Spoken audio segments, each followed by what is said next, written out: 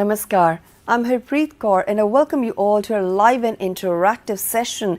This is a beautiful training program on understanding autism, seeing strength beyond differences. Well, let me say that we are celebrating Autism Awareness Month, Autism Awareness Year, and the theme is Every Life Has a Value, Autism and Humanity. जब हम बात करते हैं autism की, we need to understand that anybody who is having this condition deserves equal opportunities, deserves inclusion, deserves opportunities and facilitations at workplace settings, educational settings and other social domains. और इसके लिए बहुत ज़रूरी है that we promote awareness regarding autism. That's why under the series we have understood what autism spectrum disorder means. हमने बात करी early identification, assessment and certification के बारे में. We also talked about behavior, communication and learning needs along with inclusive education and classroom strategies जो बहुत ज़्यादा important हैं. आप हमारी सीरीज़ को लाइव देख रहे हैं on our PME Vidya channel number 31. It's our ISL channel and on our YouTube हैंडल्स NCERT Official and NCERT Events. Today we are in day 4, that is last day of the training session, where the topic that we have taken up is extremely important क्योंकि अब बारी आती है family support की, therapy key and community inclusion key. So today we'll be talking on this topic along with some success stories. We have some videos for you, and as I've been telling you, it's a training program. There is going to be a quiz. If you score more than 70%, you'll be granted a certificate. तो ये सब चीज़ें आपको देखने को मिलेंगी आज के हमारे सेशन में. क्विज को आप कैसे अटेम्प्ट कर सकते हैं ये भी हम आपको ज़रूर बताएंगे. I'm sure आज के टॉपिक से रिलेटेड आपके पास बहुत सारे क्वेश्चंस होंगे, because sometimes you don't know how to deal with people who are having autism. How we can help them manage this condition better and how we can help with the intervention strategies. So आज हम इस बारे में बात करेंगे, and please feel free to get in touch with our experts. Our phone number is 8800440559. We also have a dedicated email ID for you, that is dth.isl31@cret.nic.in. और हमारे YouTube handles NCERT Official और NCERT Events के live chat boxes में भी आप अपने questions, suggestions और feedback हमें भेज सकते हैं. नाउ व्यूअर्स, मैं आपको ये भी ज़रूर बताना चाहूँगी कि हमारे सेशंस को और ज़्यादा इंक्लूसिव और इंटरैक्टिव बनाने के लिए we have with us our Indian sign language interpreters. Right now you are watching on screen miss Anushka Sharma and she will be accompanied by miss Neetu. हम आप दोनों का बहुत बहुत स्वागत करते हैं. और चलिए अब किस तरीके से families, society at large, peers support कर सकते हैं, कैसे हम कम्युनिटी इंक्लूजन में आगे बढ़ सकते हैं, और क्या सक्सेस स्टोरीज़ हैं जो हम सबको इंस्पायर करती हैं और बताती हैं कि ये कंडीशंस सक्सेसफुली, इफेक्टिवली मैनेज की जा सकती हैं, just with a little bit of knowledge, little bit of awareness and little bit of support. और ये सब चीज़ें जानने के लिए हमारे साथ स्टूडियो में हमारे गेस्ट मौजूद हैं. Let me introduce you all to them. We have with us Mrs. Geeta Mandal, ma'am is Director of Community Program from KHSIA. Ma'am, namaskar and very warm welcome to you. And we also have with us Dr. Rachna Sehgal. Ma'am is Professor and Pediatric Neurologist from VMMC and Safdarjung Hospital, New Delhi. Ma'am, namaskar and very warm welcome to you. और सबसे पहले क्योंकि हमने बात करी है family support की, तो हम इसी से ही शुरू करते हैं. सबसे पहला मेरा क्वेश्चन यही आता है कि बहुत सारे हर्डल्स आते हैं जब हम देखते हैं कि हमारे घर में, हमारी फैमिली में एक ऐसा बच्चा है जो ऑटिस्टिक है, क्योंकि हमें उसको हेल्प करना है उस कंडीशन को मैनेज करने में, और हमें खुद भी उसके लिए बहुत ज़्यादा अवेयरनेस और नॉलेज की ज़रूरत है. So let's talk about these hurdles and challenges जो डायग्नोसिस के बाद फेस करते हैं पेरेंट्स या फिर केयर गिवर्स. सो गीता मैम, मैं आपसे जानना चाहूँगी कि एक बार जब डायग्नोसिस हो गया, सबसे पहले तो एक शॉक ही लगता है, फिर स्टिग्मा भी है, तो एक टबू की तरह भी वो आता है, तो एक्सेप्टेंस भी लानी है, उस बच्चे को हेल्प भी करना है और ख़ुद भी अपने आप को कंट्रोल में रखना है. तो बहुत सारे हर्डल्स हैं, बहुत सारे चैलेंजेस हैं, कुछ विजिबल हैं, कुछ विजिबल नहीं भी होते. तो क्या रहती हैं चीज़ें, कैसे सिचुएशन रहती है, इसके बारे में बताएं. Thank you Harpreet. सबसे पहले मैं ये चाहती हूँ कि हम सब ये समझें कि जो पर्सन विथ ऑटिज़म है वो बहुत यूनिक पर्सनालिटी है. वो हम लोग खाली ऑटिज़म के रूप में ना देखें, परंतु एक पर्सन के रूप में देखें, एक इंडिविजुअल के रूप में देखें जिसके अपना पोटेंशियल है. तो जो हर्डल्स जनरली हम लोग देखते हैं वो ये हैं कि एक तो कम्युनिटी की तरफ से रिजेक्शन मिलता है. जैसे ही डायग्नोसिस होता है, एक शॉक फैमिली को मिलता है, फैमिली वालों को जब पता चलता है तो वो रिजेक्ट कर देते हैं या पागल के नाम से उनको बता देते हैं. दे completely reject the child and sometimes reject the family also. दूसरा है कि फाइनेंशियल डिफ़िकल्टीज होती हैं, थेरेपीज एक्सपेंसिव होती हैं. कई बार पेरेंट्स को ये भी नहीं पता चलता है कि क्या करना क्या है. What do I need to do now that my child has been diagnosed with autism. Occupational therapy चाहिए होता है, स्पीच थेरेपी चाहिए होता है, फिजियोथेरेपी चाहिए है, बिहेवियर मॉडिफिकेशन, 10 तरह के, कहाँ जाना है, किससे मिलना है, क्या करना है, वो पेरेंट्स को कई बार पता नहीं चलता है. उसके बाद हम लोग ये देखते हैं कि ब्लेम गेम शुरू हो जाता है. तुमने ये दवाई खाई, यू वेंट टू दिस तांत्रिक before your pregnancy, and all these kinds of questions come in.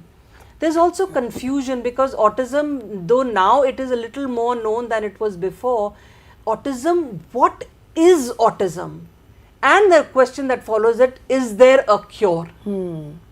Can the child be cured? And then of course, can my child be normal? That is another question that comes about. And the biggest question that plagues a parent who has a child with autism is what after us? That's right. मेरे मरने के बाद क्या होगा? ये सवाल उठता है. और जो कॉमन मिस्टेक्स जो फैमिली करती है वो है कि उनको फिक्स करने की कोशिश करती है. ये करो, वो करो तो ठीक हो जाएगा, ये करो तो ठीक हो जाएगा. लेकिन हम लोग को ध्यान रखना है कि ऑटिज्म कोई डिजीज नहीं है. ऑटिज्म एक कंडीशन है और लाइफ लॉन्ग कंडीशन है. और एक चीज हम लोग को ध्यान रखनी है कि जो बच्चा या अडल्ट है ऑटिज्म का, उसको नहीं बोलना है. We don't have to use the word no, and that is because when we say no, don't do this, we are basically telling them what to not to do, but we are not telling them what to do. And that is a very important part that is required to be able to guide the child or adult with autism. And we are not to ignore their rights and autonomy and choice. So what is the role of parents and caregivers? The biggest role of a parent and caregiver is to accept the person with the disability. Not to reject, not to try to fix, but to accept and provide the support that is needed. To be the advocate. The way you behave with the child with autism is the way the community is going to behave with the child with autism. Be the ally. Be the guide. उनको support करो, उनको आगे लेके जाओ, उनके लिए लड़ो, उनके हकों के लिए लड़ो. वो सब बहुत ज़रूरी हो जाता है जी. तो ये कुछ हर्डल्स हैं और कुछ जो हर्डल्स को ओवरकम करने के तरीके हैं. और मैम बिल्कुल आपने सही कहा. तो इसमें पेरेंट्स और केयर गिवर्स को भी एक तरीके की ट्रेनिंग की बहुत ज़्यादा ज़रूरत है कि जब हम सेशन से पहले भी डिस्कस कर रहे थे कि अगर कोई किसी डिसेबिलिटी से ग्रस्त है या फिर हम ऑटिज्म की बात करें तो ऐसे नहीं कि आप उसको बहुत ज़्यादा पैम्परिंग करें या बहुत सिंपैथी के साथ उससे डील करें. एक अडल्ट जैसे न्यूरोटिपिकल अडल्ट दूसरे न्यूरोटिपिकल अडल्ट के साथ बात करता है वैसे ही बात करनी चाहिए. तो यहाँ पर क्या क्या चीज़ें हैं जो बिल्कुल ध्यान रखने की ज़रूरत है? हम लोग की जो लर्निंग होती है वो लाइफ लॉन्ग होती है. हर एक इंसान की लाइफ लॉन्ग लर्निंग होती है. तो हम लोग ऑटिज्म के बारे में भी ये ना सोच लें कि 6 साल 10 साल तक सीखेगा उसके बाद नहीं सीखेगा. और उनसे जब बात करें तो age appropriate to talk to them of the chronology, talk to them the way you do it in a chronological age. और जो ऑटिज्म है वो उनकी जिंदगी का एक हिस्सा है. It is not their whole identity. They have a lot of potential that we need to tap into and we need to work with. So that is important. And to not have low expectations. हम लोग अक्सर उनसे कुछ expect ही नहीं करते. हम लोग को लगता है कि हम लोग को सब कुछ करना है, उनसे कुछ expectation. और हम लोग जैसे पहले बात कर रहे थे dignity of risk. Dignity of risk वो होता है कि जब हम लोग को parents जो अक्सर over protective हो जाते हैं वो ओवर प्रोटेक्शन हटाकर उनको अलाउ करना. जैसे कि मार्केट जाना है तो उनको अलाउ करना कि वो मार्केट जाए.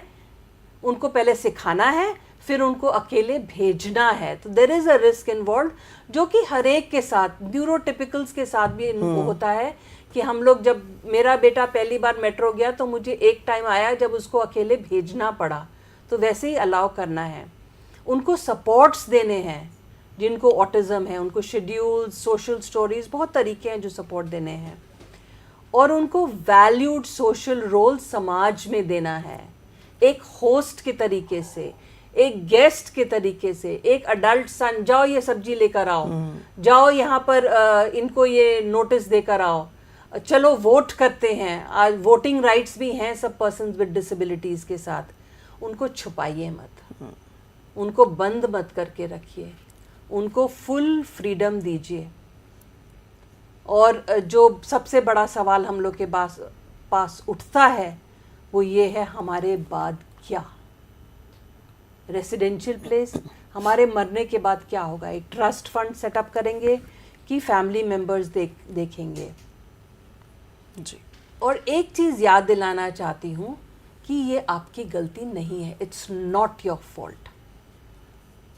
Create a support network around you, और कभी कभी अपने ऑटिज्म वाले बच्चे या अडल्ट से कुछ टाइम अलग स्पेंड कीजिए, क्योंकि केयर गिविंग एग्जॉस्टिंग हो सकता है। बिल्कुल।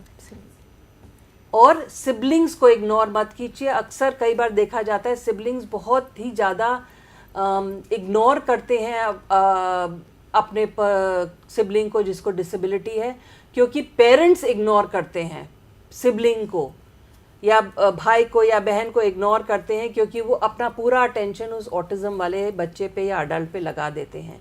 और सिबलिंग्स आपके सबसे स्ट्रॉन्गेस्ट एलाय हैं, they are your strongest ally and supporter, so involve the siblings. That's right, आपने बिल्कुल सही कहा, क्योंकि एक केयर गिवर को भी केयर की बहुत ज़्यादा ज़रूरत है, अपने स्पेस की ज़रूरत है, अदरवाइज़ वो बर्न आउट सिचुएशन आ जाएगी जिसमें वो ओवरबर्डन्ड हो जाएंगे और वो अच्छे से ना केयर कर पाएंगे ना चीज़ों को समझ पाएंगे।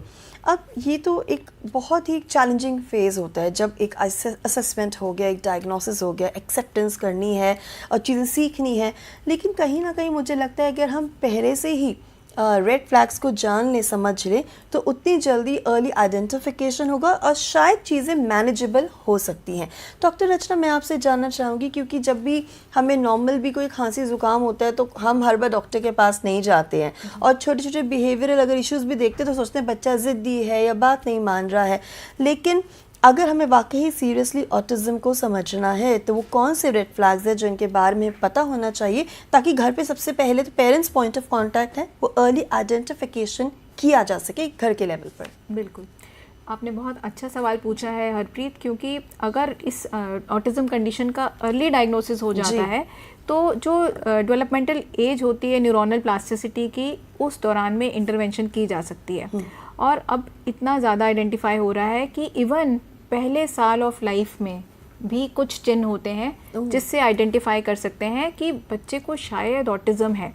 जैसे कि पहले साल में ही बच्चा हो सकता है नज़र से नज़र ना मिला रहा हो, या सबसे ज़्यादा ज़रूरी 1 ईयर ऑफ एज पर अपने नाम को रिस्पॉन्स नहीं दे। और बच्चे जो हैं बोलना जब शुरू करते हैं 1 ईयर पे बैबलिंग करते हैं, बड़बड़ाते हैं, जैसे बाबा, दादा, नाना, इस टाइप का ना आए। 12 to 18 मंथ्स के बीच में वो मीनिंगफुल वर्ड्स बोलना शुरू करते हैं। अगर वह नहीं आ रहा, या फिर 2 इयर्स की एज तक 2 वर्ड्स को ज्वाइन करके उसका फ्रेजेस बनाने लगते हैं, वो नहीं आ रहा हो। इसके अलावा ना ये इंडेक्स फिंगर पॉइंटिंग होती है, जैसे हमें कोई चीज़ चाहिए जो हम ले नहीं पा रहे हैं, या हम कोई चीज़ दिखाना चाहते हैं तो हम ऐसे उंगली का इशारा करते हैं जी।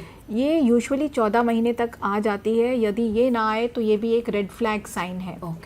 इसके अलावा जैसे खेल जो बच्चों का सोशलाइजेशन जो है वो खेल के द्वारा है, तो जब बच्चे खेलना शुरू करते हैं, एक वो बनावटी खेल या प्रिटेंड प्ले खेलते हैं जिसके अंदर कोई चीज़ उठा करके उसको किसी और चीज़ में करना, जैसे कि एक ब्लॉक उठा के उसको कार की तरह प्रिटेंड कर रहे हैं, या फिर कोई भी सामान उठा के उसको फ़ोन की तरह प्रिटेंड कर रहे हैं। वो बनावटी खेल या प्रिटेंड प्ले ना आए 18 मंथ्स की एज तक, ये भी रेड फ्लैग है। तो अब देखिए 1.5 साल की एज तक के बहुत सारे चिन्ह आ गए हैं। इसके अलावा कई बार इकोलैलिया होता है, यानी प्रतिध्वनि होती है, जो सुना लेकिन समझा नहीं, लेकिन रिपीट कर दिया, या तो तुरंत, जैसे मैं अगर आपसे पूछूं तुम्हारा नाम क्या है, तो इंस्टेड ऑफ टेलिंग कि मेरा नाम हरप्रीत है, आप यदि कहें तुम्हारा नाम क्या है, इसको इकोलैलिया कहते हैं। या फिर हो सकता है पेरेंट्स कई बार कहते हैं कि बच्चा तो पूरा सेंटेंस बोलता है, तो उसने हो सकता है टीवी पे स्क्रीन पे कोई जिंगल सुनी हुई है और वो उसको ही रिपीट कर रहा है जिसको उसने समझा नहीं है, तो वो भी इकोलैलिया का हो सकता है। किसी भी टाइम कोई चीज़ भूल जाए जो उसने पहले सीखी थी, वो इम्पॉर्टेंट है। या फिर अपनी एज अप्रोप्रिएट बच्चों के साथ में खेल नहीं पाना, उनके साथ टर्न नहीं ले पाना, उनके फेस से या उनकी बॉडी लैंग्वेज से इमोशंस को ना समझ पाना, ये सारे भी रेड फ्लैग्स हो सकते हैं। राइट, सो यानी जो डेवलपमेंटल माइलस्टोन्स होते हैं उनके बारे में एक तो आपको पता होना चाहिए, वो नहीं हो रहे हैं तो जो रेड फ्लैग्स हैं उनको आपको आइडेंटिफाई करना आना चाहिए। मैम मान लीजिए कि कहीं कहीं जगह पे अगर पेरेंट्स ने आइडेंटिफाई कर भी लिया कि वो माइलस्टोन्स हमारा बच्चा अचीव नहीं कर रहा है, फिर कौन से डॉक्टर के पास जाएं? पीडियाट्रिशियंस तो हैं ही बच्चों के डॉक्टर, बट क्या उसमें भी स्पेशलाइज फील्ड है, स्पेशलाइज डॉक्टर्स हैं जिनके पास हमें जाना चाहिए? और ऐसे में एक मेडिकल डॉक्टर का रोल क्या रहता है? जी देखिए, ऐसे paediatricians first level of contact होते हैं और इनफैक्ट स्क्रीनिंग गाइडलाइंस है 18 से 24 महीने के बच्चों में हर बच्चे में ये सब स्क्रीनिंग क्वेश्चंस करने हैं। लेकिन डायग्नोसिस की कंफर्मेशन करने के लिए अच्छा रहता है कि आप मेडिकल एक्सपर्ट के पास जाएं, जो कि या तो हो सकते हैं चाइल्ड न्यूरोलॉजिस्ट या डेवलपमेंटल पीडियाट्रिशियंस हो सकते हैं, या फिर चाइल्ड एंड एडोलेसेंट साइकेट्रिस्ट हो सकते हैं। तो मनोवैज्ञानिक या बाल चिकित्सक जिनकी स्पेशलाइजेशन इस फील्ड में हो, वो सेंट्रल एलिमेंट रह जाते हैं। क्योंकि सबसे ज़रूरी है कि अगर कोई कंडीशन है तो उसका करेक्ट डायग्नोसिस हो जाए। क्योंकि बहुत सारी चीज़ें मिमिक्स हो सकती हैं, सिमिलर हो सकती हैं, वो नहीं है लेकिन ये ऑटिज़म है, क्लिनिकल डायग्नोसिस होता है। तो ये डायग्नोसिस बनाने के लिए और उसके साथ बहुत सारी चीज़ें जुड़ के आती हैं, कोमॉर्बिडिटीज़ होती हैं, उनकी पहचान करना, इसके साथ साथ कई बार चैलेंजिंग बिहेवियर्स होते हैं, उन सबको मिला जुला कर के डायग्नोसिस कंप्लीट बनाना। उसके बाद में उसके पास क्या रिस्क फैक्टर्स थे, उसको क्या क्या इंटरवेंशंस की रिक्वायरमेंट है, तो कहाँ कहाँ रेफरल पाथवेज हैं। कुछ ऐसी चीज़ें हैं, देखिए कोर सिम्टम्स के लिए तो मेडिसिन्स नहीं है, लेकिन बहुत सारी कोमॉर्बिडिटीज़ के लिए मेडिसिन्स होती हैं। तो वो सारी प्लानिंग जो है वो एक मेडिकल एक्सपर्ट करते हैं और इनफैक्ट सर्टिफिकेशन बोर्ड में भी एक member, important member medical experts होते हैं। तो इस तरीके से बहुत रोल होता है। और इनफैक्ट मैं ये आपको यदि डिटेल में बताऊं जी, तो डायग्नोसिस मैं कह रही हूँ कि हाँ, ये डायग्नोसिस क्लिनिकल है, कुछ क्वेश्चनियर बेसिस पे और ऑब्जर्वेशन बेसिस पे है, लेकिन अब किस बच्चे की दिमाग की तार जांच करानी है या फिर उसके कोई जेनेटिक टेस्ट कराने हैं या उसके कोई मेटाबॉलिक टेस्ट कराने, सभी के तो नहीं करते हैं, है ना। उसकी प्रॉपर इंडिकेशंस होती हैं, वो कब करना है ये भी एक मेडिकल एक्सपर्ट के पास में होता है। क्योंकि कई बार रेकरेंस होती है, एक पेरेंट्स का सवाल होता है क्या मेरे सेकंड बच्चे को भी ऑटिज्म होगा, व्हाट अबाउट थर्ड चाइल्ड। तो वो क्वेश्चंस के आंसर्स के लिए आपको डॉक्टर के पास जाना पड़ेगा। इसके अलावा जो कोमॉर्बिडिटीज़ की मैं बात करी थी, कई बार मेडिकल कोमॉर्बिडिटीज़ होती हैं, जैसे मिर्गी की समस्या हो सकती है, या फिर बहुत बारी नींद की समस्या होती है, या फिर कई बार गैस्ट्रोइंटेस्टाइनल यानी कॉन्स्टिपेशन की या रिफ्लक्स की प्रॉब्लम होती है। इन सब की मेडिकल मैनेजमेंट चाहिए। कई बार अटेंशन डेफिसिट हाइपर एक्टिविटी साथ में एसोसिएटेड होती है, या फिर कई बार मूड डिसऑर्डर्स, एंग्जाइटी, डिप्रेशन, या फिर कई बार चैलेंजिंग बिहेवियर जैसे कि अपने रिस्की जगह से भाग लेना, इलोपमेंट कहते हैं जिसको, या फिर अपने आप को इंजरी करना, सेल्फ इंजूरियस बिहेवियर या एग्रेशन दूसरे की तरफ। तो ये सारों चीज़ों में एक मेडिकल एक्सपर्ट का बहुत इम्पोर्टेंस है। राइट मैम, हम कहते हैं ये ऑटिज़म स्पेक्ट्रम डिसऑर्डर है। यहाँ पर हमें अलग अलग चीज़ें देखने को मिल रही हैं। यहाँ पे स्पीच पे इम्पैक्ट हो रही है, कुछ बिहेवियर इश्यूज़ भी आ रहे हैं, और कोमॉर्बिडिटीज़ के बारे में आपने बताया। सो कहीं ना कहीं सिर्फ एक सोल डॉक्टर की रिस्पॉन्सिबिलिटी नहीं है, उसके डोमेन में नहीं आता उस चीज़ को पूरी तरीके से मैनेज करना। मैं ट्रीट नहीं बोलूँगी क्योंकि बीमारी तो नहीं है, बस उसको मैनेजमेंट करना है, इंटरवेंशन स्ट्रैटेजीज़ को अडॉप्ट करना। ऐसी कौन कौन सी पूरी टीम इसके लिए वर्क करती है, तो वो कौन से इंपॉर्टेंट टीम मेंबर्स हैं, क्योंकि मल्टी डिसिप्लिनरी टीम कहते हैं, उसमें कौन से वो लोग आते हैं जिनके बारे में हमें पता होना चाहिए और जहाँ पर पेरेंट्स को अपने बच्चे को लेकर जाना चाहिए, और हर उस इंसान को जाना चाहिए जो कि ऑटिस्टिक है और उसको आगे थेरेपी के सपोर्ट की ज़रूरत है। एब्सोल्युटली, आपने बहुत सही बात कही है हरप्रीत, क्योंकि जैसे हिलेरी क्लिंटन ने कहा था कि एक बच्चे को रेस करने के लिए पूरी कम्युनिटी चाहिए, ऐसे ही ऑटिज़म और सारी स्पेशल नीड्स के बच्चों की केयर के लिए एक सिर्फ मेडिकल एक्सपर्ट इनसफिशिएंट जी। है। आपको चाहिए एक ऐसा प्लेस जहाँ पे सारे स्पेशलाइज्ड टीम मेंबर्स एक छत के नीचे हों, है ना। इसीलिए कॉन्सेप्ट आता है चाइल्ड डेवलपमेंट सेंटर्स का, जी। जहाँ पर सब लोग हैं जो कि जैसे आप जो भी लीड कर रहा है उस टीम को, चाहे वो डेवलपमेंटल पीडियाट्रिशियन हो, चाइल्ड न्यूरोलॉजिस्ट हो या साइकेट्रिस्ट हो, तो एक टीम लीडर है लेकिन उसको सबकी मदद चाहिए। उसको ऑक्यूपेशनल थेरेपिस्ट की मदद चाहिए, उसको स्पीच एंड लैंग्वेज पैथोलॉजिस्ट की मदद चाहिए, बिहेवियर एनालिस्ट चाहिए, साइकोलॉजिस्ट चाहिए, स्पेशल एजुकेटर्स चाहिए। ये सारे एक जगह पर हों। प्रॉब्लम ये होती है कि अगर ये सब एक जगह नहीं है जी। तो आप अलग अलग ओपीडीज में जा रहे हैं, आप अलग अलग अपॉइंटमेंट्स ले रहे हैं, और फिर बहुत सारा टाइम जाता है आपकी, जो भी आप जॉब में हैं, तो एज पेरेंट्स पर्सपेक्टिव बहुत सारा टाइम वेस्ट होता है। जी। तो कई पेरेंट्स फ्रस्ट्रेट हो जाते हैं और वो कई बार कुछ फॉलो अप अपॉइंटमेंट्स को मिस भी कर जाते हैं, और फिर वो गोल्डन पीरियड निकल जाता है जहाँ पे फ़ायदा होना होता है। इसलिए अंडर वन रूफ होना बहुत ज़रूरी है, क्योंकि ये सारे जो थेरेपिस्ट हैं एक जगह बैठे होंगे तो हर कोई अपनी अलग अलग नहीं बताएगा। वो फिर एक इंक्लूसिव सब चीज़ों का इंडिविजुअलाइज्ड एजुकेशन प्लान जो बनाएगा वो सबकी इनपुट से मिलके बनेगा। इनफैक्ट हमने ये पहल अपने child development centre Safdarjung hospital में भी की है जी। इसका हमने 2022 में इनॉग्रेशन किया था नवंबर में। तो वहाँ पर एक सिंगल रजिस्ट्रेशन काउंटर है।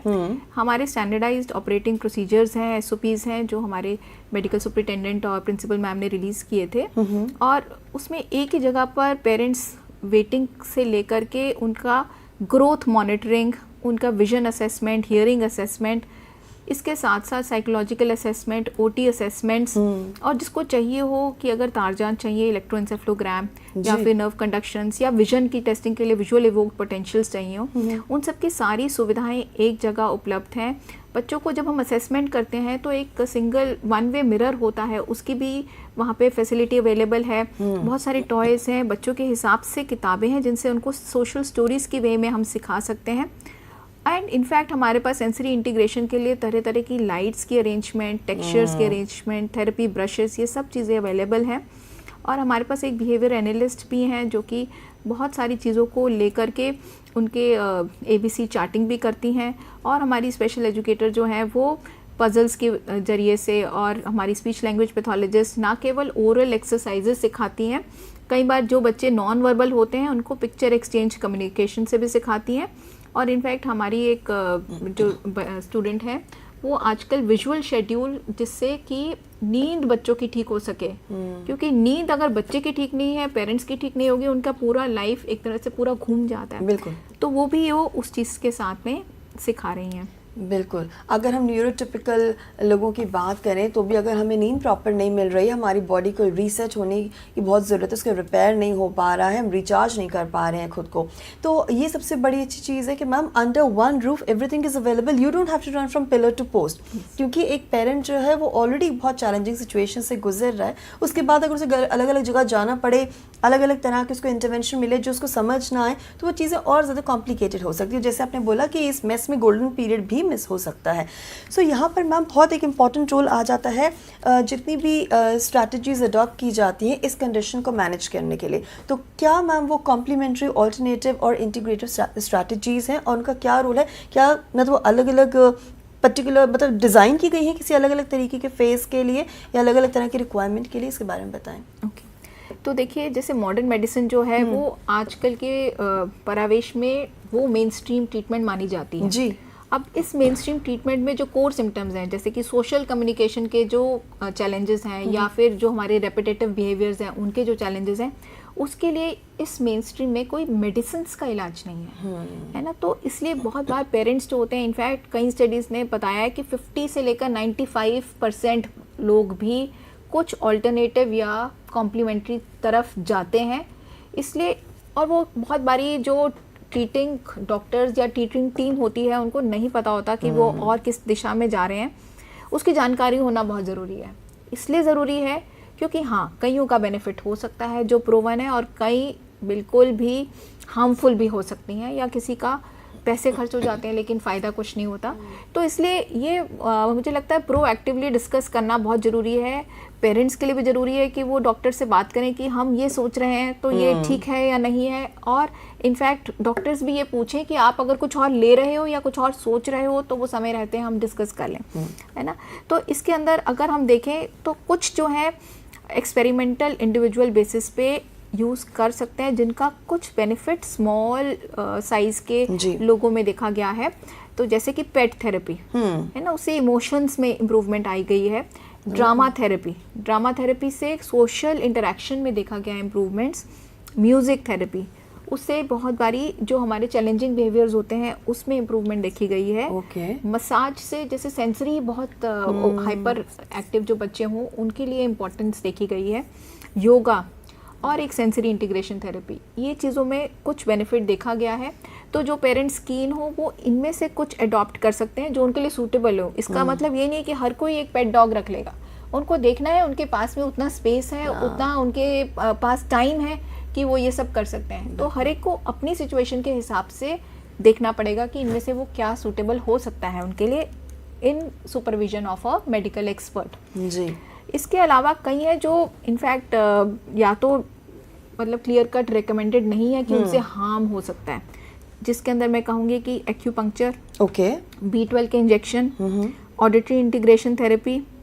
कई बार हैवी मेटल्स की पॉइजनिंग सोच के किलेशन कर रहे होते हैं तो वो थेरेपी। कई बार हाइपरबैरिक ऑक्सीजन थेरेपी होता है जिसके अंदर ऑक्सीजन के हाई प्रेशर वाले चेम्बर्स में बच्चों को रखते हैं कि ये सोच के कि ऑक्सीजन की कमी से हुआ है शायद डैमेज तो ऑक्सीजन मिल जाए, बट इन सब से डैमेज देखा गया है, नुकसान देखा गया है। कायरोप्रैक्सिस जिसके अंदर ना ये अलाइनमेंट्स ठीक कर रहे होते हैं तो उससे भी कई बारी एकदम से बहुत सीवियर कॉम्प्लिकेशंस देखी गई हैं। ये रिकमेंडेड नहीं है क्योंकि इनसे हार्म हो सकता है जी। और कईयों का एविडेंस नहीं है। जैसे ऐसे ही बहुत बारी ऐसे बच्चों में फूड की प्रेफरेंसेस होती हैं, रिस्ट्रिक्टेड फूड वैसे ही होता है, इसके बाद कोई उनको और रिस्ट्रिक्टिव डाइट पे डाल दे कि कीटोजेनिक डाइट ले लो जिसके अंदर बहुत हाई फैट एंड प्रोटीन है, या फिर ग्लूटेन फ्री, कैसीन फ्री कई लोग देते हैं तो उनका रोल नहीं है, इनकंक्लूसिव एविडेंस है। बहुत बारी तरह तरह के विटामिन देते हैं, उनका भी कोई ऐसा कंफर्म्ड एविडेंस बेस्ड रोल नहीं है। कहीं स्टेम सेल थेरेपी के लिए कई लोग जाते हैं, वो उसके लिए क्लियर कट गाइडलाइंस है कि वो रिसर्च मोड पे है, अभी कोई कंक्लूसिव बेनिफिट नहीं है। तो ये सब चीज़ें हैं जो क्लियर कट डिस्कस भी होनी चाहिए और पेरेंट्स को पता होना चाहिए कि क्या रिकमेंडेशंस में आज की डेट पर है और क्या नहीं करना चाहिए। राइट। और मैम किस किस स्टेज पे हमें ट्रांजिशन को प्लान करना चाहिए for a child with autism, और क्या फीचर्स हैं एक सक्सेसफुल ट्रांजिशन के? और आपने इतनी थेरेपी के बारे में बताया, आप ट्रांजिशन के बारे में बात करें उससे पहले एक और थेरेपी भी लोग करते हैं, झाड़ फूक थेरेपी वो बता दीजिए करनी चाहिए कि नहीं करनी चाहिए? नहीं करनी चाहिए वो बिल्कुल नहीं करनी चाहिए। चलिए मैम ट्रांजिशन के बारे में थोड़ा सा बात कर लेते हैं जी। तो देखिए जो ट्रांजिशन है उसके अंदर बहुत इम्पॉर्टेंट है कि 2 स्टेजेस पे ट्रांजिशन होता है ना। ट्रांजिशन होता है एक बारी स्कूल की एंट्री पे जी, है ना। जो बच्चा है जो अभी तक पूरी फैमिली के अंदर है और वो अब पेरेंट्स, जैसे हमारे यहाँ पे कॉन्सेप्ट है कि 3 इयर्स का हुआ स्कूल एडमिशन, तो उस एज पे क्या बच्चा रेडी है स्कूल के लिए, ये बहुत इम्पॉर्टेंट है क्योंकि उसके लिए है कि क्या बच्चे में जॉइंट अटेंशन है। क्योंकि अगर वो स्कूल में जा रहा है तो टीचर कुछ सिखा रही है तो उसका जो है जहाँ पे टीचर ध्यान दिलवा रही है क्या वहाँ पर वो ध्यान केंद्रित कर पा रहा है, जिसको हम कहते हैं जॉइंट अटेंशन। उसके अलावा क्या वो बैठ पा रहा है, सिटिंग टॉलरेंस, अगर वो 2 मिनट भी नहीं बैठ पाता जी तो उस समय क्या उसको स्कूल भेजना चाहिए। इसके अलावा वो अगर बिल्कुल ही सोशल इंटरेक्शन अभी उसकी ठीक नहीं है कि वो मेरी टर्न है या उसकी टर्न है, इसका कॉन्सेप्ट अभी नहीं आया है, या फिर कम्युनिकेशन के अंदर अभी वो अपनी बेसिक नीड्स की टॉयलेट नीड्स नहीं बता पा रहा है। और तीसरी बात, जैसे वो जो कुछ समझा रहे हैं उसको वो समझ पा रहा है या नहीं समझ पा रहा, और कुछ हद तक इमोशंस रेगुलेट कर पा रहा है कि इतने सारे सेंसरी कंसर्न स्कूल में जाते ही हो जाएंगे कि वहाँ पर बहुत लाउड साउंड्स भी होंगी और बहुत सारे लोग छेड़ भी रहे होंगे, तो कुछ हद तक इमोशनल रेगुलेशन आया या नहीं आया, और कैसे फिजिकल और मोटर स्किल्स हैं। तो ये सब चीज़ें पहले यूजिंग थेरेपीज़, ऑक्यूपेशनल थेरेपी, और क्योंकि देखिए ये चीज़ें जो है ना 1 to 1 आएंगी, है ना, स्कूल के अंदर क्लासरूम में 50 बच्चों पे अगर टीचर सिखाने के लिए जॉइंट अटेंशन कर रही है, वो नहीं हो पाएगा। तो ये चीज़ों मेरे स्कूल रेडीनेस, तो वो transition from home to proper school के लिए ये है कि बच्चे में ये कुछ हद तक स्किल्स आ गए हों, फिर वो स्कूल के लिए रेडी है। और इसमें मल्टी डिसिप्लिनरी टीम के सजेशंस और गाइडेंस आप ज़रूर ले सकते हैं, क्योंकि वो आपको अच्छे से गाइड कर सकते हैं कि किस स्टेज पे भी आपका बच्चा है और अब उसके लिए क्या क्या आप आगे नई चीज़ें ट्रांजिशन प्लान किया जा सकता है। मैम, भी तुम स्कूल ट्रांजिशन की बात कर रहे हैं, विद इन कम्युनिटी भी ट्रांजिशन होता है और यहाँ पे बहुत इंपॉर्टेंट रोल है कि जब एक बच्चा सोशल सेटिंग्स में जाए तब उसका कैसा मतलब वो काम रहे, उसको ऐसे कोई ओवरवेलम फीलिंग ना हो और दूसरों को भी पता रहे कि उसके साथ उसको कैसे मैनेज करना उसकी कंडीशन को। तो ये थोड़ा सा बताएं कि विद इन द कम्युनिटी किस तरीके से हम बच्चे को इन्वॉल्व करें और कम्युनिटी का भी क्या रोल रहना चाहिए इसमें। धन्यवाद हरप्रीत, बहुत इम्पोर्टेंट क्वेश्चन है ये, क्योंकि अक्सर हम लोग देखते हैं कि जिन लोगों को डिसेबिलिटीज़ है या जिनको ऑटिज्म उनको अलग रखा जाता है, लेकिन समाज का वो उतना ही हिस्सा है जितना हर जन है जी। तो ये जैसे ये फोटो मैंने आपको देखी, इसमें आप बताइए कि इसमें कौन ऑटिस्टिक है या कौन, किसको डिसेबिलिटी और किसको नहीं, पता नहीं चलता है, नहीं पता चल सकता जी। और होली मना रहे हैं। तो इंक्लूजन के भी वेरिंग डिग्रीज होते हैं, अलग अलग तरीके के लेवल्स होते हैं। एक होता है कम्युनिटी प्रेजेंस। कम्युनिटी प्रेजेंस वो होता है कि जब वो समाज में रहते हैं लेकिन उसका हिस्सा नहीं है, घर के अंदर बंद है, घर की जो कम्युनिटी की एक्टिविटीज होती, चाहे वो शादी हो, चाहे वो त्योहार हो, चाहे कुछ हो, they are not involve in the community activities. और लोकल सर्विसेज जो है, नाई को घर बुला लिया, मसाज वाली को घर बुला लिया, ना कि जहां वो हैं नाई की दुकान में जाके जिसको वो समाज में देखे जाए और 10 और चीजें ऑब्जर्व करें, और 10 चीजें ऑब्जर्व करें, वो नहीं होता है। नेक्स्ट है अ स्टेप टुवर्ड्स इंक्लूजन, जो कम्युनिटी इंटीग्रेशन हम बोलते हैं या कम्युनिटी पार्टिसिपेशन बोलते हैं जी। वो इंक्लूजन की तरफ एक कदम है। जो वो पर्सन विद ऑटिज्म एक समाज में जाता है लेकिन एक मेहमान की तरह, वो हिस्सा नहीं है समाज का, वो चीजों में पार्ट नहीं लेता है जी। वो उसको बोलते हैं। और फिर होता है कम्युनिटी इंक्लूजन, जिसमें देते भी हैं और लेते भी हैं, समाज का हिस्सा है, सब त्योहारों का हिस्सा बनते हैं, सब सेलिब्रेशंस का, सब गेट टुगेदर्स का, जहाँ वो खाली गेस्ट नहीं है लेकिन लोगों को अपने घर बुलाते हैं, एक होस्ट की तरह रहते हैं। वो हम देखते हैं। तो सबसे पहले हम लोग को जो करना है वो ये करना है कि उनको विजिबिलिटी देनी है, सामाजिक हिस्सों में, सामाजिक स्पेसेस में हम लोग को उनको लेके जाना है, चाहे वो मॉल हो, चाहे वो मैदान हो, चाहे वो मार्केट हो, चाहे वो रिलेटिव्स के घर पर ही हो, सब जगह रिलेटिव्स के घर पर हो, शादियों में हो। अक्सर शादी में हमारे साथ देखा गया है कि लोग बोल देते तुम तो इनवाइटेड हो, लेकिन वो नहीं इनवाइटेड है, वो ऐसे डायरेक्टली बोल देते हैं, ऐसे डायरेक्टली बोल देते हैं। तो वो उनको लेके जाना है और समाज के चीजों में हिस्सा लेना है, समाज की कम्युनिटी एक्टिविटी में हिस्सा लेना है। कोई बच्चा या अडल्ट विद ऑटिज्म योगा में बहुत अच्छा है, तो खाली वो योगा करे नहीं, योगा सिखाए भी, पब्लिक सर्विसेज यूज करे, बिल्कुल सब लोगों के आसपास रहे, ना कि खाली ऑटिस्टिक पीपल के आसपास रहे, लेकिन सब तरह के लोगों से, रिश्तेदारों से मिलने जाए, गेस्ट से मिले, और जो बातचीत होती है वो एक पॉइंट ऑफ इंटरेस्ट में हम लोग भी जब बात करते हैं, जो हम लोग को पसंद है, जो हम लोग चाहते हैं, वो हम लोग करते हैं। और फिर जैसा मैंने पहले बोला, डिग्निटी ऑफ रिस्क, तो हम लोग क्या उनके जो हम लोग बोलते हैं वैल्यूड सोशल रोल्स, हम एक टीचर हैं तो एक टीचर के जरिए हमको ना केवल पगार मिलती है, ना केवल सैलरी मिलती है, हमें रिश्ते भी मिलते हैं, हमारा डेवलपमेंट भी होता है। तो वैसे ही वैल्यूड सोशल रोल से सब कुछ, वो वेब डिजाइनर हो सकते हैं, वो अडल्ट सन, घर बेटा जाओ सब्जी लेकर आओ, ट्रैवलर हो सकते हैं, होस्ट हो सकते हैं, घर में मेहमान आते हैं तो, और कनेक्टर। हम एक लड़के को जानते हैं जो कनेक्टर है। कनेक्टर का मतलब ये होता है कि उसको सबके बर्थडेज याद है, सबकी एनिवर्सरीज याद है, उनको कॉल करता है, क्योंकि ऑटिज्म में आई कांटेक्ट का दिक्कत होता है, इसलिए फ़ोन काम करता है, क्योंकि उसमें आई कांटेक्ट की ज़रूरत नहीं होती है। और वो सबको फ़ोन करके विश करता है, बात करता है, आपके घर में क्या हो रहा है, मेरे घर में क्या हो रहा है। तो ये वैल्यूड सोशल रोल्स होते हैं। अब मैम इसमें एक चीज़ आती है कि आपने कहा कि उनकी पसंद का टॉपिक है तो वो बात करेंगे, आप उन्हें लेकर जाइए। अब यहाँ पर जो कम्युनिटी है, फैमिली है, पेयर्स हैं, उनके लिए तो कई चीज़ें समझनी ज़रूरी है। अब वो ऑटिज़म को समझें या पर्सन को समझें?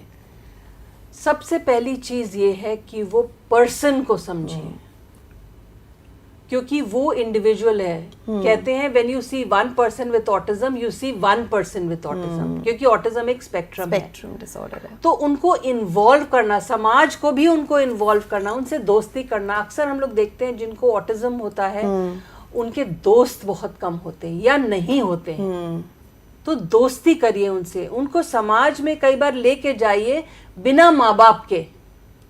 हमने देखा है एक जगह वो लोग, उनके दोस्त आते हैं, बोलते हैं नहीं नहीं आप पेरेंट्स बताइए, हम लोग दोनों जाएंगे डिनर के लिए या लंच के लिए, या दिल्ली हाट, दिल्ली में तो है तो वहाँ जाते हैं। उनके लिए जॉब्स दीजिए, अपने खाली मस्तिष्क को ना खोलिए लेकिन अपने जॉब्स को खोलिए, अपने उनको एक्सपोजर दीजिए। याद रखिए कि वो यूनिक हैं और हर एक पर्सन जो ऑटिज्म का है वो यूनिक है। और रेगुलर स्कूल्स का हिस्सा जहाँ तक हो सके वो हों। राइट। सो डॉक्टर रचना, हम जब बात करते हैं एजुकेशनल सेटिंग्स की, वर्क प्लेस सेटिंग्स की, हम कहते हैं हर जगह इंक्लूजन को प्रमोट करना चाहिए, इंक्लूसिव सोसाइटीज़ बिल्ड करनी चाहिए। क्या हॉस्पिटल्स भी वो जगह हैं जहाँ पर हम इंक्लूसिव सोसाइटीज़ को बिल्ड कर सकते हैं? हरप्रीत, ये बहुत अच्छी बात है। इनफैक्ट एक हॉस्पिटल को लोग सब समझते हैं कि हॉस्पिटल तो बहुत ही ऐसी जगह है जहाँ जल्दी से जाओ और जल्दी से निकल जाओ, ठीक होकर निकल जाओ, बस निकल जाओ अब यहाँ से। लेकिन अब कुछ महीनों से, जनवरी इस साल से हमारे वार्ड में जो एडमिटेड बच्चे होते हैं वो जाना नहीं चाहते हैं। ओके, इसका रीज़न है कोई स्पेशल? इसका एक ये स्पेशल रीज़न है कि हमारे डायरेक्टर, मेडिकल सुपरिटेंडेंट और प्रिंसिपल ने एक कॉर्पोरेट सोशल रिस्पॉन्सिबिलिटी से बने सेंसरी पार्क को डेडिकेट किया है। तो इनफैक्ट ये जो हमारा CSR से बना हुआ पार्क है, जिसके अंदर R² फाउंडेशन और आस्था NGO भी इन्वॉल्व थे, तो उस पार्क के अंदर आप देख सकते हैं इन पिक्चर्स में कि सब कुछ फैसिलिटीज़ अवेलेबल है। इसके अंदर फ्लोरिंग EPDM है, जिसमें बच्चे जो हैं वो अगर गिर जाएं तो उन्हें चोट नहीं लगेगी। झूले जो हैं वो व्हीलचेयर एक्सेसिबल हैं। कितना कलरफुल भी है ये पार्क। बकेट स्विंग्स हैं। और आप वॉल्स देखिए, वॉल्स के अंदर सब तरह की पेंटिंग्स हैं, कुछ पंचतंत्रा की स्टोरीज हैं, कुछ यहाँ पर बीच का सीन है, कहीं पर टिंटिन का सीन है कि स्काई इज द लिमिट। और हर दीवार जो कहती है वो QR कोडेड है। क्या बात तो है। जो विजन इम्पेयर्ड भी हैं, क्योंकि ये हमने ऐसे बनाया है कि बच्चे जो हैं, चाहे वो न्यूरोटिपिकल हैं, चाहे कोई भी स्पेशल नीड के हैं, वो यहाँ पर मिलके खेलें। आई थिंक आप एक अपॉर्चुनिटी भी दे रहे हैं, इस हिसाब से एक प्लेटफॉर्म दे रहे हैं कि न्यूरोटिपिकल या न्यूरो डाइवर्जेंट बच्चे दोनों एक ही प्लेटफॉर्म पर आएँ और दोनों एक तरीके को, एक दूसरे को समझें। और वो जो एक इंक्लूजन की बात हम पेयर ग्रुप में करते हैं वो उसी स्टेज से शुरू हो जाए। और जब बच्चे साथ में होंगे तो उनके पेरेंट्स भी साथ में होंगे। और यहाँ पर क्योंकि हमारे पास टाइम बहुत कम है, तो मैं ये जानना चाहूँगी कि जब हम इतनी मेहनत कर रहे हैं, इतने एफर्ट्स कर रहे हैं, तो जाहिर सी बात है कि हमें सक्सेस भी मिल रही है। और वो कुछ सक्सेस स्टोरीज़ ऐसी हैं जो आप ज़रूर शेयर करना चाहेंगे आउट ऑफ योर एक्सपीरियंसेस, कुछ आपने देखा है। सो गीता मैम, आपकी कोई सक्सेस स्टोरी जो आप शेयर करना चाहें, कुछ आपका कुछ पर्सनल अकाउंट या फिर आपने कुछ आसपास देखा हो? मैं इस वक्त अपने बेटे के बारे में बात करना चाहती हूँ जो 30 साल का है जी। और जिसको ऑटिज्म ने रोका नहीं। ऑटिज्म ने इनफैक्ट उसको एनहांस किया। आज जब हम उसकी मेमोरी के बारे में बात करते हैं तो सबके बर्थडेज, एनिवर्सरीज, इनफैक्ट वो अपने चर्च में अपने पादरी को याद दिलाता है आज इसका जन्मदिन है या आज इसकी एनिवर्सरी है। वो दिखाते हैं, वो बताता है, फ़ोन करके बताता है, चाहे इन्फॉर्मेशन देता है। तो हमने जब इसका डायग्नोसिस ढूंढा तो हमने 6 साल की उम्र से ढूंढना शुरू किया कि क्या प्रॉब्लम इसको हो रही है। और हमें 2 साल लगे डायग्नोसिस मिलने में। ग्रेड 3 में वो रेगुलर स्कूल से उसको वो निकल के स्पेशल स्कूल में आया और 18 साल की उम्र में स्पेशल स्कूल में रहा। लेकिन अब वो ट्रैवलर है, घूमना चाहता है, साल में एक बार एक नई जगह जाता है जिसको वो गूगल करके पूरा इन्फॉर्मेशन लेता है और फिर आइटिनरी खुद बनाता है। एक आर्टिस्ट है, एक बरिस्ता ट्रेनी है और बहुत कुछ है। और हम लोग ने जो कोशिश की है वो की है कि वो एक आम जीवन जिए, ना कि एक स्पेशल जीवन जिए। और यहाँ आप देख रहे हैं कि वो एक अपनी ड्राइंग के बारे में किसी को समझा रहा है। तो जो कॉमन एरियाज ऑफ इंटरेस्ट है वो हम लोग कम्युनिकेशन के लिए यूज करते हैं। समर्पण की एक आर्टिस्ट है और इसकी 2 पेंटिंग्स आप यहाँ देख सकते हैं जी। उसने अपनी 70 पेंटिंग सेल कर चुका है वो, और बहुत स्मार्ट है। जो सेल करता है उसके पैसे हमें नहीं देता है, लेकिन जो काम होता है उसके पैसे वो हम लोग से ले लेता है। और अगर 100 रुपया भी देगा तो अगले दिन से वो तकादा करना शुरू कर देता कि मेरे 100 रुपए वापस कब आए। यानी मैथ्स बहुत अच्छा है। मैथ्स बहुत अच्छा है। उसका एक सोलो एग्जीबिशन भी हो चुका है जी, जिसमें उसने करीब 40 पेंटिंग सेल की हैं। यहाँ पर हम लोग देखते हैं कि वो ऋषिकेश गया हुआ है टूरिस्ट के रूप में, जो उसने प्लान किया था। वाओ। यहाँ अपने फादर के साथ है। यहाँ वो चर्च की एक गैदरिंग हुई जहाँ हम लोग नहीं गए, वो आम लोगों के साथ, जो चर्च के लोग हैं उनके साथ गया और उनके साथ समय बिताया। तो हम लोग जो जनरली बोलते हैं आम लोगों के साथ, आम तरीकों से, आम जगहों पर और आम लोगों के साथ, तो ये बहुत जरूरी है। With typical things, with typical people, in typical ways, in typical places. ये एक आप गांठ बांध के रख लीजिए। यहाँ एक बोटिंग क्लब में गया और अगेन यहाँ पे हम लोग नहीं गए, अकेले गया कुछ लोगों के साथ।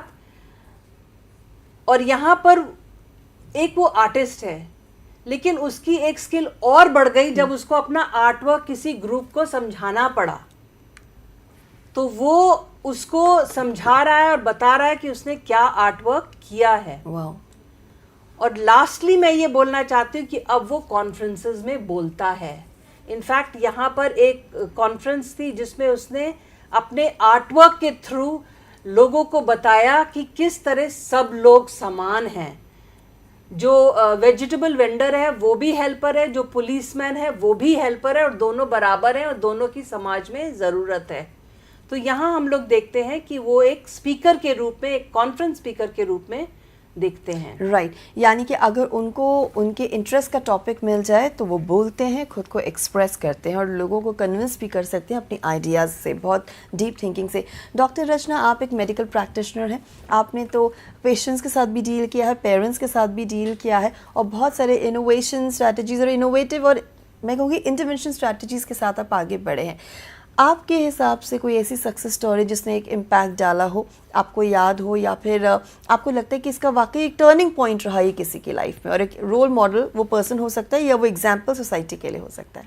देखिए, हमारे लिए तो ये जैसे गीता मैम ने बोला कि छोटी छोटी जो अचीवमेंट्स होती हैं ना, वही बहुत बड़ी अचीवमेंट्स होती हैं हमारे लिए। अगर एक बच्चा जो कि क्लास में इसलिए नहीं जा पा रहा क्योंकि उसको हाइपर एक्टिविटी है, उसको बहुत ज़्यादा सेंसरी इश्यूज़ है, सेंसरी सीकिंग है, वो क्लास जाने लगे क्योंकि उसकी हमने सेंसरी डाइट प्लान कर दी जी, और उसको हाइपर एक्टिविटी की मेडिकेशंस कुछ टाइम दी, तो वो एक सक्सेस स्टोरी है। कई बार हमारे चैलेंजिंग बिहेवियर्स होते हैं, मेल्टडाउन्स होते हैं, उसकी हम ABC यानी बिहेवियर हुआ, उससे पहले एंटीसीडेंट क्या था, उसके बाद कॉन्सिक्वेंस क्या था, उसका एनालिसिस करने के लिए उसके पेरेंट्स को एक स्ट्रैटेजी मिल जाए कि इसको कैसे हैंडल करना है, वो मेरे लिए एक बहुत बड़ी अचीवमेंट होती है। जी। जिस बच्चे को UDID कार्ड मिलके वो स्कूल एडमिशन ले लेता है, मुझे वो भी एक सक्सेस स्टोरी लगती है। और स्कूल के ट्रांजिशन के बारे में आपने बताया, उसमें जो वो इजीली और स्मूथली हो जाता है, तो वो भी एक सक्सेस स्टोरी लगती है। जी, बिल्कुल, डेफिनेटली ऐसी बहुत सी सक्सेस स्टोरीज़ हैं, और मुझे लगता है ये एक होप देती है कि हम डेली लाइफ में जो छोटे छोटे हमारे जॉयज़ हैं, छोटे छोटे हमारे माइलस्टोन्स अचीव करते हैं, उनको वैल्यू करें, उन्हें चेरिश करें, और सिर्फ ये ना सोचें कि कुछ बड़ा नहीं हुआ तो हमने कुछ मिस कर दिया। मैम, आज हमारे इस ट्रेनिंग प्रोग्राम का आखिरी दिन है और अब इसको सम अप करने की भी बात आ गई है, तो कोई भी ऐसे 2 बिट्स, कोई मैसेजेस आप दोनों देना चाहें which can leave a hope in all those who are having autism or who are probably dealing with such people and are in a challenging phase themselves, कुछ भी एक ray of hope उनके लिए? I think सबसे पहले मैं यही कहना चाहती हूँ कि look at the person with autism as an individual, उनको समझें। ऑटिज्म के बारे में तो नॉलेज गेन करें ही, लेकिन उन लोगों को एज एन इंडिविजुअल समझें, उनकी स्ट्रेंथ्स क्या हैं, उनकी वीकनेसेस क्या हैं, उनकी ट्रिगर्स क्या हैं। क्या चीज़ से कभी कभी उनको दिक्कत होती है, तो वो उनको समझें। और दूसरी बात ये है, पेरेंट्स को मैं ये बोलूँगी, खुद स्ट्रांग रहें। खुद स्ट्रांग होंगे तो बच्चा भी स्ट्रांग होगा, खुद कमज़ोर पड़ जाएंगे तो बच्चे को आप खुद मदद नहीं कर पाएंगे। जी बिल्कुल। एंड डॉक्टर रचना? जी, मैं ये कहूँगी कि कोई भी व्यक्ति कुछ भी जो अचीव करता है, उसके पीछे उसकी फैमिली, उसके पेरेंट्स और उसकी कम्युनिटी बहुत इम्पोर्टेंट रोल प्ले करती है। तो ये टाइम आ गया है जिसमें सबको मिलके काम करना है। कॉर्पोरेट सोशल रिस्पॉन्सिबिलिटी को जॉब्स जनरेट करने हैं, क्योंकि जब स्कूल से बाहर जाते हैं बच्चे तो उसको विजिबल डिसेबिलिटीज़ के लिए हैं अपॉर्चुनिटीज़, इनविजिबल डिसेबिलिटीज़ के लिए भी अपॉर्चुनिटीज़ हों, ये एक इम्पॉर्टेंट स्टेप हो जाएगा। और दूसरी बात, पेरेंट्स अपने बच्चों को डिसमिस ऑफ ना करें। जैसे मैं बहुत बारी अपने स्टूडेंट्स को ये एग्जांपल देती हूँ कि हमारे जो यूनाइटेड स्टेट्स के प्रेसिडेंट हुए लिंकन, उन्होंने स्लेवरी अबॉलिश करी। जी, एक ऐसा स्टेप था जो कि जिसने सोसाइटी चेंज कर दी। बिल्कुल। और उनको स्पेशल नीड्स थी। उनकी मदर हमेशा कहती थी कि वो हमेशा ये कहती थी कि तुम बहुत बड़ा काम करोगे। और जिन्होंने उनको असैसिनेट किया, विल्किस, उनको भी स्पेशल नीड्स थी और उनकी मदर कहती थी you will be doing no good in life. तो दोनों बच्चों ने वही किया जैसा उनके पेरेंट्स ने रिफ्लेक्ट किया। मैं कहती हूँ आप फेथ रखिए, क्यों नहीं बच्चा अच्छा करेगा। बिल्कुल बिल्कुल। And your words have power. और हमारी जो वर्ल्ड ऑटिज्म अवेयरनेस डे की इस साल की थीम है वो भी यही है, autism and humanity, they are like hand in glove and every life has a value. On this beautiful note we wrap up this wonderful edition, this wonderful training programme of ours, जिसमें आज 4th day हमने बात करी family support therapy and community inclusion पर, along with the success stories. I would like to thank both my experts for their wonderful contribution to the session. Doctor Rachna, Geeta ma'am, thank you so much. Thank you for contributing so efficiently and patiently to our session and giving your valuable inputs. और हम धन्यवाद देना चाहेंगे हमारी पूरी team का, along with our ISL interpreters, Miss Anushka Sharma, miss Neetu और वो सभी ISL इंटरप्रेटर्स जो हमारे साथ इस पूरे ट्रेनिंग प्रोग्राम में रहे। आप सबका बहुत बहुत धन्यवाद। और अब जैसे कि मैंने आपको बताया था, ये एक ट्रेनिंग प्रोग्राम है तो इसमें क्विज़ है, तो जल्दी से हम क्विज़ के बारे में आपको इन्फॉर्मेशन दे देते हैं। आपको हमारे CIET.in CERT.gov.in की वेबसाइट पर जाना है। एक्टिविटीज़ सेक्शन में जब आप क्लिक करेंगे, कैलेंडर के ऑप्शन में जाइए और यहाँ पर आप ये पेज ओपन करेंगे, understanding autism seeing strengths beyond differences. ये हमारी ट्रेनिंग प्रोग्राम का अम्ब्रेला थीम है और इसमें सब कुछ दिया हुआ है कि हम ये ट्रेनिंग प्रोग्राम क्यों कर रहे हैं, इसके क्या ऑब्जेक्टिव्स हैं, who all can participate. Registration हमारे बहुत पहले क्लोज हो चुके हैं, लेकिन अब बारी है असेसमेंट की। तो इसमें आपको स्टेप्स फॉलो करने हैं। स्टेप 1 जो कि रजिस्ट्रेशन स्टेप है, that's already done. Second, I am sure you have watched all our live sessions very carefully. In case कुछ मिस आउट हो गया है तो आप हमारे अपलोडेड सेशंस देख सकते हैं on these handles YouTube channel. और थर्ड स्टेप आता है participation in quiz and certification. There are going to be some multiple choice questions. अगर आप इन्हें अटेम्प्ट करते हैं, 70% ज़्यादा स्कोर करते हैं, तो आपको सर्टिफिकेट दिया जाएगा। And these are the guidelines. Quiz link available है और ये 1 जून 2026 तक ओपन है। आप प्लीज़ अपना जो फीडबैक है इस ट्रेनिंग प्रोग्राम के बारे में हमारे साथ ज़रूर शेयर कीजिए और आप हमें ईमेल लिख सकते हैं dth.isl31@cit.nic.in पर। और इसी के साथ ही this is me Harpreet Kaur wrapping up this session over here and would wait to listen from you regarding your feedback and anything that you would like to mention. Apart from that, let me tell you what's coming up next. So here is the program schedule. We are through with our session and our training program, and in a short while from now you can watch our session of Hindi on our PME Vidya channels. So this is me Harpreet Kaur signing off. You stay tuned for more such educational content. Namaskar.